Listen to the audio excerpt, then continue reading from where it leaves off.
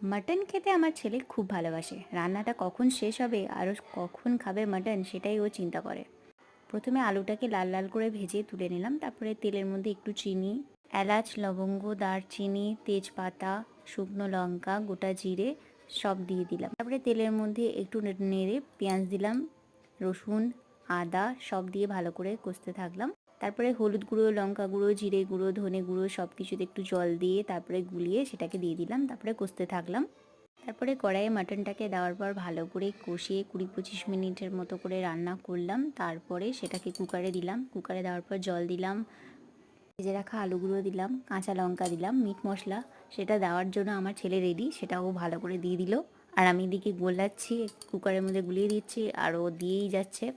তারপরে কুকারটা বন্ধ করলাম, তারপরে সিটি পড়লো একটা, তারপরেই রেডি আমার মাটনটাকে নিলাম, আমার ছেলেকে আগে খাওয়ালাম, সে তো খেয়ে খুব খুশি।